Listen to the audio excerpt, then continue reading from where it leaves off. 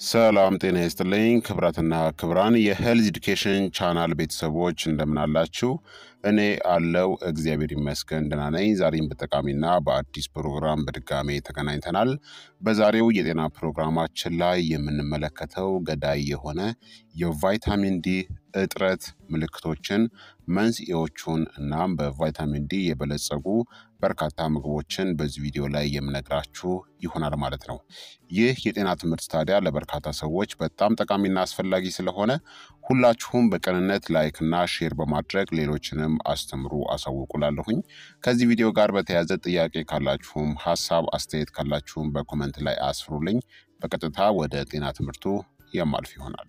ቫይታሚን ዲ ለፀሐይ በመጋለጥ ከምግብናም ከተጨማሪ ሰፕሊመንት የምታገኙት ወሳኝ የሆነ ፋት ሶለብል ቫይታሚን ነው። ምንም እንኳን ቫይታሚን ዲ በስብ የሚሟሟ ቫይታሚን ቢሆንም በዓለም ዙሪያ ታዲያ እጅግ በጣም ብዙ ሰዎች የቫይታሚን ዲ እጥረት አለባቸው። ምክንያቱም የፀሐይ ብርሃን ቫይታሚን ዲ በሰውነት ውስጥ ወደ መጨረሻው መልክ እንዲለወጥ አስፈላጊ ስለሆነ ነው። እንደ ሆርሞን ሆኖ የሚሰራው ይህ ቫይታሚን እንደ ማግኔዥየም እናም ቫይታሚን ኬ በከፍተኛ ሁኔታ ሰውነታችን እንዲስበውም ይፈልጋል። በስብ የሚሟሟ ቪታሚኖች በጊዜ ሂደት በሰውነት ውስጥ ይከማቻሉ። ነገር ግን ቫይታሚን ዲ ከንጥረ ነገሮችናም ከፀሐይ ተጨማሪ ድጋፍ ስለሚያስፈልገው ከመጠን በላይ የመከማቸት እድሉ በጣም አናሳ ነው። ምንም እንኳን ተጨማሪ ምግብን በመጠቀም ብዙ ቫይታሚን ዲን መቀበል ቢቻልም ሌሎች በስብ የሚሟሙ ቫይታሚኖች ከመጠን በላይ የመከማቸት እድላቸው ግን በጣም ከፍተኛ ነው። ቫይታሚን ዲ በሰውነት ውስጥ በርካታ ተግባራትን ለማከናወን አስፈላጊ ሲሆን በጣም በርካታ ሰዎች የዚህ አስፈላጊ ንጥረ ነገር እጥረት አለባቸው። ይህ የሆነው በዋነኛነት ብዙ ሰዎች በየቀኑ በቂ መጠን ያለው የፀሐይ ብርሃንን ስለማያገኙ ነው።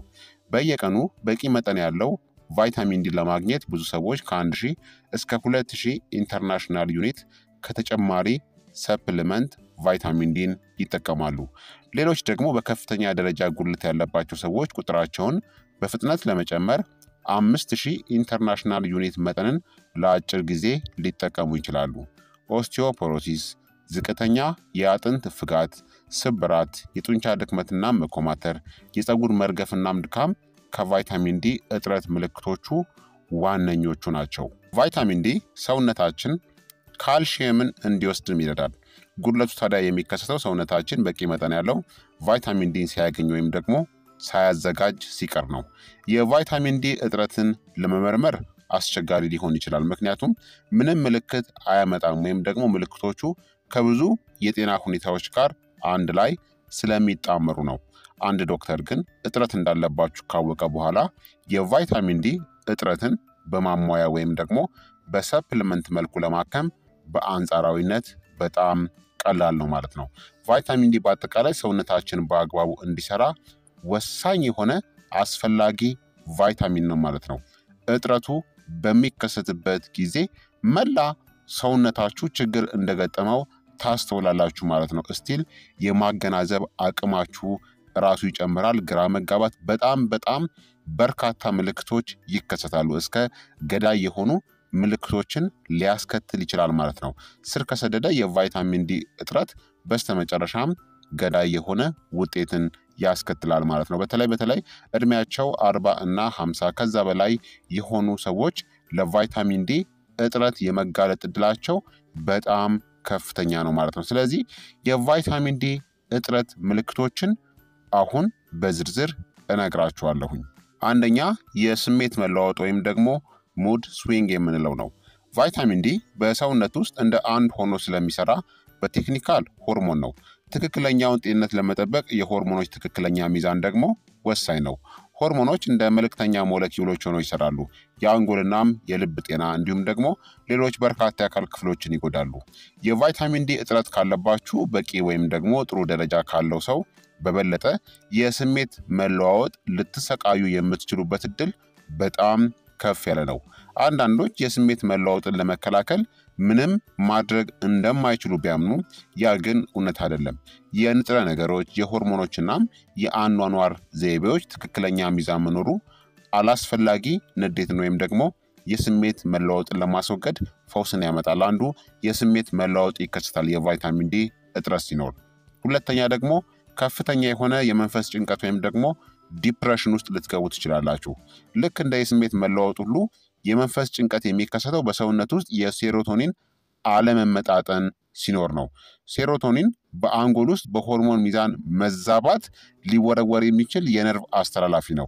የመንፈስ ጭንቀት ብዙ ሰዎች በዓለም አቀፍ ደረጃ የሚሰቃዩበት በጣም አስቸጋሪ የሆነ ሁኔታ ነው። ቫይታሚን ዲ የመንፈስ ጭንቀትን ለመከላከል ከፍተኛ ሚና ሊጫወት ይችላል።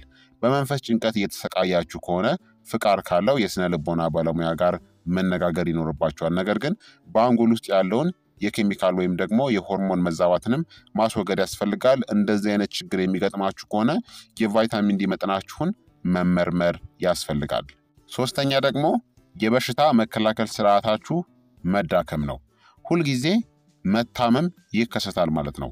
ቫይታሚን ዲ የሰውነትን በሽታ የመከላከል ስርዓትን ይረዳል። ቫይታሚን ዲ ጤናማ የበሽታ መከላከያ ስርዓትን ለመደገፍ በሽታዎችን፣ ጉንፋንን፣ ቫይረሶችን እናም አልፎ ተርፎም ጉንፋንን ለመከላከልም በጣም አስፈላጊ የሆነ ቫይታሚን ነው። አስታውሱ፣ ሁልጊዜ ለመታመም ከተጋለጣችሁ የግድ የቫይታሚን ዲ እጥረት አለባችሁ ማለት አይደለም።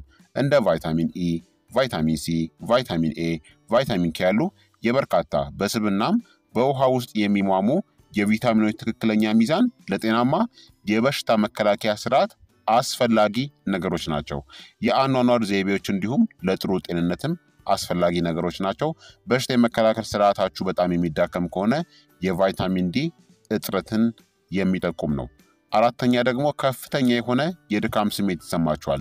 ድካም ጉልህ የሆነ የቫይታሚን ዲ እጥረት ምልክት ሊሆን ይችላል። የቫይታሚን ዲ እጥረት በአጥንት በጡንቻዎች እናም በአጠቃላይ በሰውነት ላይ ተጽዕኖን ያሳድራል።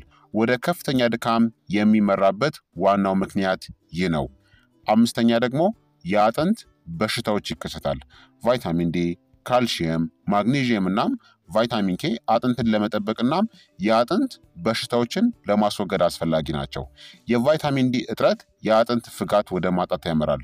በቫይታሚን ዲ እጥረት ምክንያት ሊዳብሩ የሚችሉ አንዳንድ የአጥንት ህመሞች ብዙ የአጥንት ስብራት፣ ኦስቲዮፖሮሲስ እናም በከፋ እናም አልፎ ተርፎ በሚከሰት ጉድለት ሪኬትስም ይከሰታል።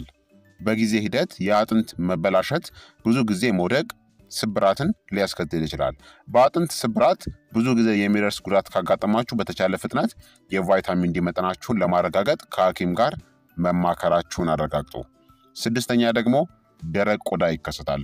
የቫይታሚን ዲ እጥረት ወይም ደግሞ አለመሟላት አልፎ አልፎ ደረቅ ቆዳን አልፎ ተርፎም ከባድ የሆነ ደረቅ ቆዳን ሊያስከትል ይችላል። በተጨማሪም የቆዳ ማሳከክ ወይም ደግሞ ሶሪያሲስን ሊያስከትል ይችላል። ሰውነታችን ለጉድለት የሚሰጠው ምላሽ ለሁሉም ሰው የተለየ ነው። ስለዚህ ቆዳችሁ ደረቅ ባይሆንም ወይም ደግሞ ከነዚህ ምልክቶች ከአንድ በላይ ባያጋጥማችሁም ተጨማሪ የቫይታሚን ዲ እጥረት ሊኖርባችሁ ይችላል።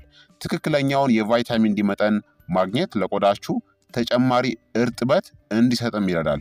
በተደጋጋሚ መድረቅንና የቆዳ ችግሮችን ያስወግዳል። ሰባተኛ ደግሞ የጡንቻ መወዛወዝ ወይም ደግሞ ምቾት ማጣትና የጡንቻ ድክመት ይከሰታል። የጡንቻ ድክመት በጣም ከተለመዱት የቫይታሚን ዲ እጥረት ምልክቶች ውስጥ አንዱ ነው። ምክንያቱም በጡንቻዎችና በአጥንት ጤና መካከል ቀጥተኛ የሆነ ግንኙነት አለ። ጤናማ ጡንቻዎችን ለመፍጠርናም ለማቆየት ቫይታሚን ዲ አስፈላጊ ነው።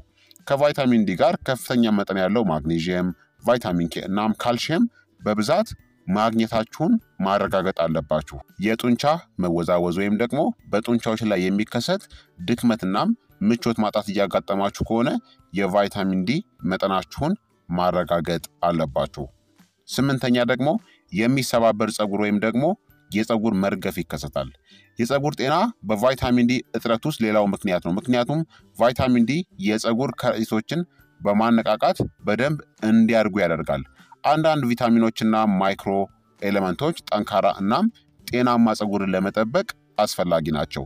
ሌሎች ጥቂቶቹን ለመጥቀስ ያክል ቫይታሚን ቢ፣ ቫይታሚን ሲ፣ ዚንክ፣ ቫይታሚን ኤ እናም ብረት ወይም ደግሞ አይረንን ያካትታሉ። የተመጣጠነ አመጋገብ ጤናማ ፀጉርን ለማራመድ በቂ የሆነ የተመጣጠነ ምግብን እያገኛችሁ መሆኑን ለማረጋገጥ ምርጡ የሆነ መንገድ ነው። ለጠንካራ ፀጉር ተስፋ ሰጪ የሆኑ የፀጉር ምርቶችን ለመግዛት አትቸኩሉ። ጤናማ የአኗኗር ዘይቤ ወይም ደግሞ አመጋገባችሁ ላይ አተኩሩ። 9ኛ ደግሞ ደካማ እይታ ይከሰታል። ቫይታሚን ዲ ጠንካራ እይታን ለማራመድ ሊረዳ ይችላል። እናም እጥረቱ ከፍተኛ የአይን ብዥታ፣ ማኪውላር ዲጀነሬሽን፣ የአይን ሞራ ግርዶሽና ሌሎችም አደጋን ያስከትላል። በአይን ኮርኒያ ውስጥ ፈውስን ለማቆየት የጠራ እይታን ለማራመድ በጣም ጥሩ የቫይታሚን ዲ ደረጃዎች አስፈላጊ ናቸው። እናንተ ወይም ደግሞ የምታውቁት ሰው በደካማ እይታ እየተሰቃያችሁ ከሆነ የተሻለ እይታን ለማራመድ ይህን አስፈላጊ የቫይታሚን መጠን መመርመራችሁን በፍጹም መርሳት የለባችሁም። 10ኛ የአፍ ቁስሎች ወይም ደግሞ የድድ መድማት ይከሰታል።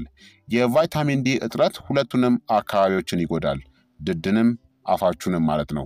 የድድ መድማት የተለመደ ሲሆን ከጥርስ ንጽህና ጉድለት እንደ የወሊድ መከላከያ ክኒን ያሉ የታዘዙ መድኃኒቶች የጎንዮሽ ጉዳቶችና የቫይታሚን ዲ እጥረት አማካኝነት ሊከሰት ይችላል።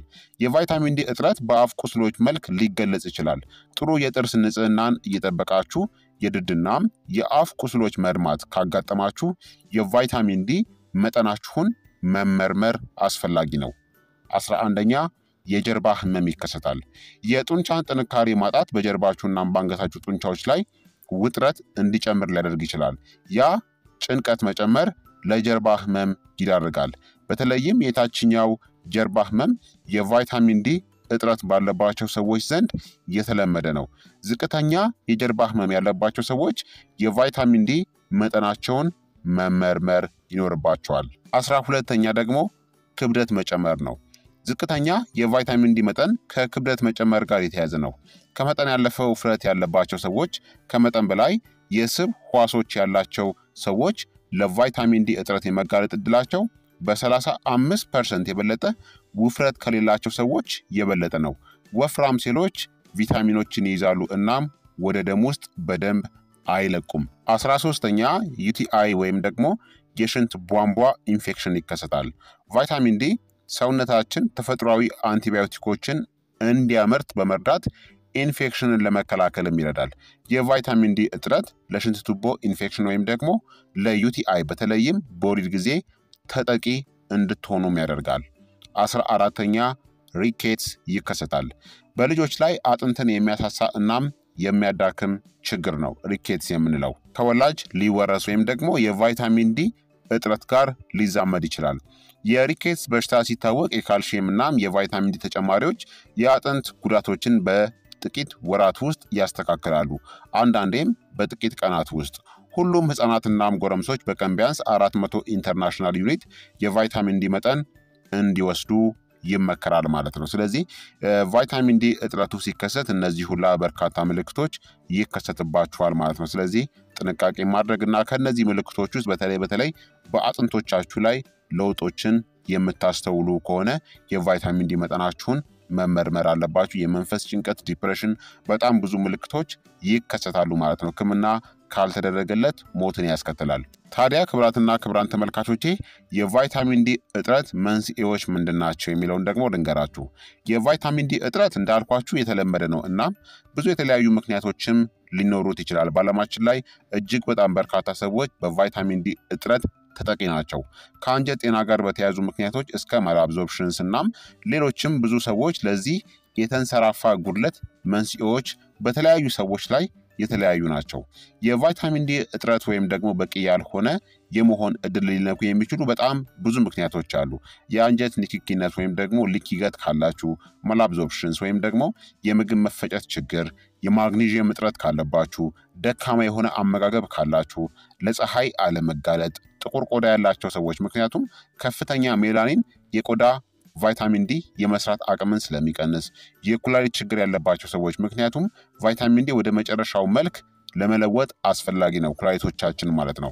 የክሮንስ በሽታ፣ ሳይስቲክ ፋይብሮሲስ እናም ሴሊያክ በሽታ ወይም ደግሞ በምግብ መፍጫ ስርዓት ውስጥ ቫይታሚን ዲ መውሰድ ባለመቻላችሁ እናም ከመጠን ያለፈ ውፍረት ለቫይታሚን ዲ እጥረት የመጋለጥ እድላችሁን በከፍተኛ ሁኔታ ይጨምረዋል ማለት ነው። ስለዚህ የቫይታሚን ዲ እጥረት በዚህ ሁላ ምክንያቶች ይከሰታል። ቫይታሚን ዲ ብዙ የሰውነት ክፍሎችን የሚጎዳ ጠቃሚ ንጥረ ነገር ነው። በቂ ቫይታሚን ዲ2ን ከምግብናም ከፀሐይ ብርሃን ለማግኘት ወይም ደግሞ ቫይታሚን ዲ3ን ለማግኘት ጤናማ አመጋገብ እንዲኖራችሁ ማረጋገጥ ሁልጊዜም ቢሆን በጣም አስፈላጊ ነው።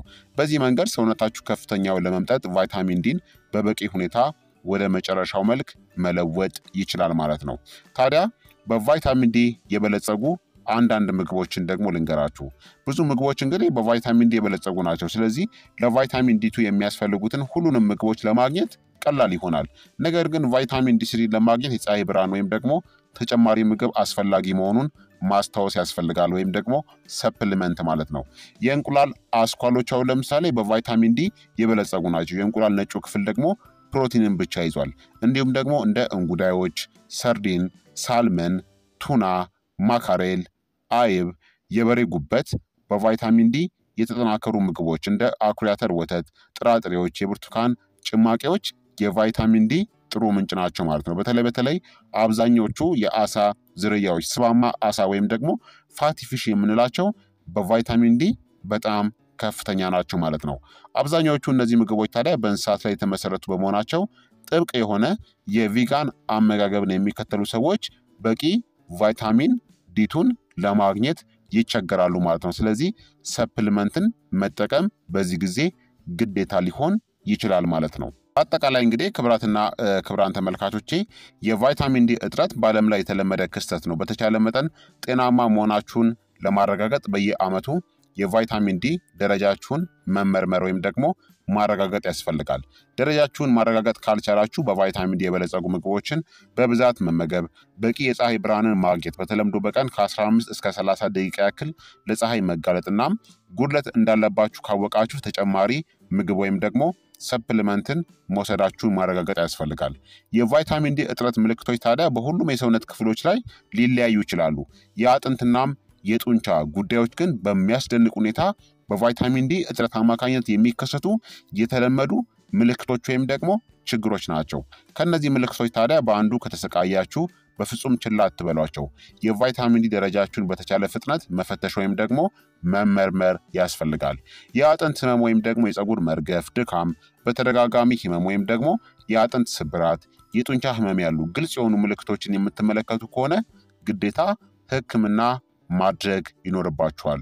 ውጤታችሁ የቫይታሚን ዲ እጥረት እንዳለባችሁ ካሳየ ዶክተራችሁ ትክክለኛውን የቫይታሚን ዲ ማሟያ ወይም ደግሞ የሰፕሊመንት መጠንን ያዝላችኋል ማለት ነው። በተጨማሪም ተጨማሪ መድኃኒቶችን ከመሞከራችሁ በፊት ታዲያ ሁልጊዜም ቢሆን ከሐኪማችሁ ጋር መነጋገር ያስፈልጋል ማለት ነው። የቫይታሚን ዲ መጠኔን አስተካክላለሁ ብላችሁ ዶክተራችሁን ሳታማክሩ ደግሞ ዝም ብላችሁ የቫይታሚን ዲ ሰፕሊመንትን እየገዛችሁ የምትጠቀሙ ከሆነም እሱም ጉዳት ነው። ከመጠን በላይ የቫይታሚን ዲ መጠንን ትወስዱና ቫይታሚን ዲ እንዳልኳችሁ ፋት ሶለብል ወይም ደግሞ በስብ የሚሟሟ ቫይታሚን ስለሆነ ከመጠን በላይ በምንወስደው ጊዜ በሰውነታችን ይከማቻል ማለት ነው። በሽንት መልክ በፍጹም እንደ ወተር ሶለብል ቫይታሚኖች ሊወገድ አይችልም። ያ ደግሞ ከባድ የሆነ ምልክቶችን በሰውነታችን ላይ ያስከትላል። የቫይታሚን ዲ መጠን ከመጠን በላይ በሰውነታችን ከተከማቸ በስተመጨረሻም የቫይታሚን ዲ መጠን ሲበዛም ኦቨር ከሆነ ሞትን የሚያስከትል ይሆናል ማለት ነው። ስለዚህ ምንጊዜም ቢሆን የቫይታሚን ዲ ሰፕሊመንትን መጠቀም የምትፈልጉ ከሆነ በቅድሚያ ዶክተራችሁን አማክራችሁ ጉድለት እንዳለባችሁና እንደሌለባችሁ ማረጋገጥ እንዲሁም ደግሞ በቀን ምን ያክል የቫይታሚን ዲ መጠን ለእናንተ አስፈላጊ እንደሆነ የቅርብ ዶክተራችሁ ወይም ደግሞ ሐኪማችሁ በሚያስፈልጋችሁ መጠን የቫይታሚን ዲ ሰፕሊመንትን እንድትጠቀሙ ያደርጋችኋል ማለት ነው። ስለዚህ ክቡራን ተመልካቾቼ የዛሬው የጤና ትምህርት እንግዲህ ይህንን ይመስል ነበረ። እንደተማራችሁበት ተስፋ አደርጋለሁኝ። ሀሳብ አስተያየታችሁ አይለየኝ እላለሁኝ። ይህ የጤና ትምህርት ደግሞ ለበርካታ ሰዎች በጣም ጠቃሚና አስፈላጊ ስለሆነ ሁላችሁም በቅንነት ላይክና ሼር በማድረግ ሌሎችንም አስተምሩ አሳውቁላለሁኝ። ከዚህ ቪዲዮ ጋር በተያያዘ ጥያቄ ካላችሁም ሀሳብ አስተያየት ካላችሁም በኮመንት ላይ አስፍሩልኝ። በቀጣይ የጤና ትምህርት እስከምንገናኝ እኔንም እናንተንም ቸር ያቆየን። መልካም ጊዜ፣ መልካም ቆይታ። ቻው ቻው።